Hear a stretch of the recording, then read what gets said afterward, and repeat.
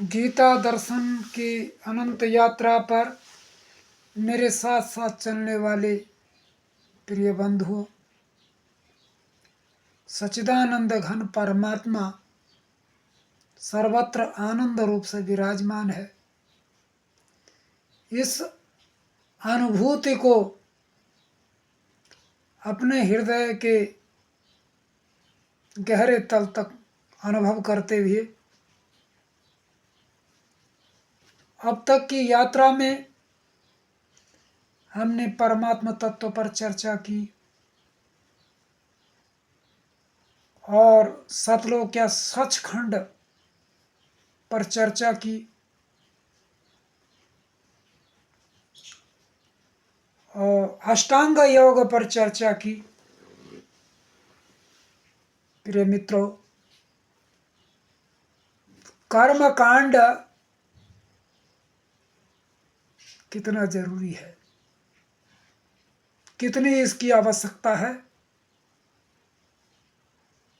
क्या यह कोई मकड़ जाल है जिसमें हम उलझ कर रह जाएं, या एक समय इसको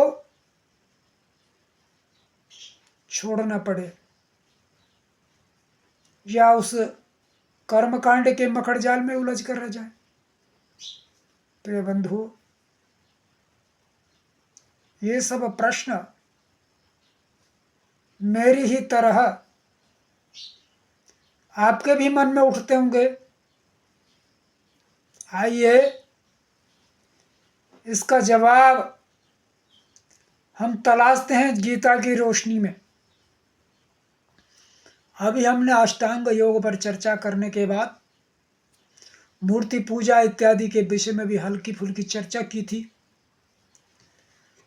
गीता के छठा अध्याय, जिसको आत्म संयम योग नाम से जाना गया है, उसी का ये श्लोक क्रमांक 3, अध्याय 6 श्लोक क्रमांक 3, आरुरोक्षो मुनेर्योगम कर्म कारणम उच्यते योगारूढ़स्य तस्यैव शमः कारणम उच्यते। अर्थात योग में आरूढ़ होने की इच्छा वाला व्यक्ति, उसके लिए कर्म कांड यह आरंभिक अवस्था है। जिस प्रकार एक बालक जिसको हम अक्षर बोध कराते हैं तो उसे क्षर ब्रह्म से अक्षर ब्रह्म की ओर ले जाते हैं हम। वो चित्र, नासवान चित्र, आ से अनार, आ से आम, ये सब उसको सिखाया जाता है। एक अवस्था फिर ऐसी आती है, वो बालक जीवन भर आ से अनार वाली पुस्तक लेकर नहीं चलता, उसको छोड़नी पड़ती है। धीरे धीरे वो अक्षर मिलाना जब सीख जाता है, अक्षरों को मिला के शब्द बनाना सीख जाता है, शब्दों को मिलाकर जो है वाक्य बनाना सीखा जाता है, और वाक्य मिलाने के बाद वो पढ़ना सीख जाता है, और एक ऐसी परम अवस्था को भी पढ़ते पढ़ते प्राप्त होता है जब वो विचार करके स्वयं लिखने लगता है। वो किसी की पढ़ाई बात नहीं, वो विचार करके नई विचार क्रांति लाता है। एक स्थिति ऐसी प्राप्त हो जाती है।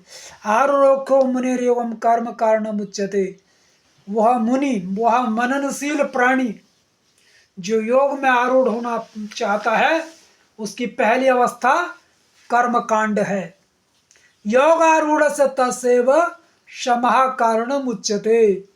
और जब वो योग में आरूढ़ हो जाता है, उसके बाद शम, शम का मतलब अपने क्रोध का शमन, अपने काम का शमन, अपने लोभ का शमन।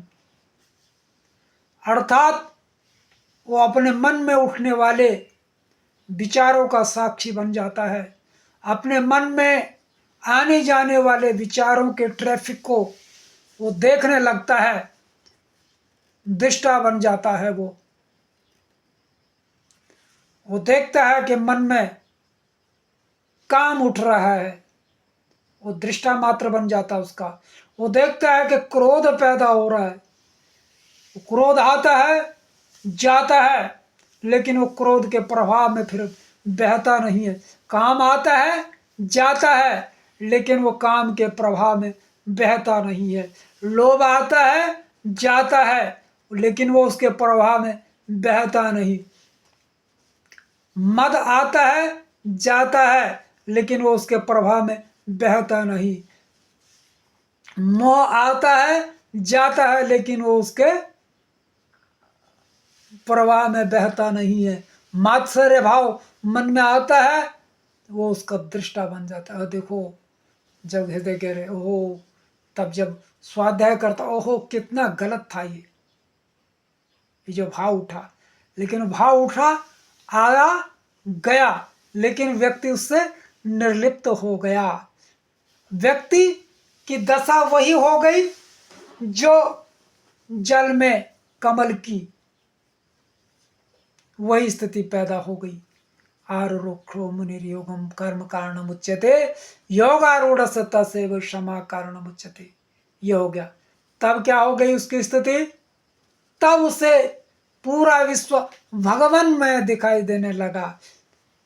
इसी अध्याय में 30वां श्लोक क्रमांक 30 में, यो माम पश्यति सर्वत्र सर्वं च मयि पश्यति तस्याहं न प्रणश्यामि स च मे न प्रणश्यति।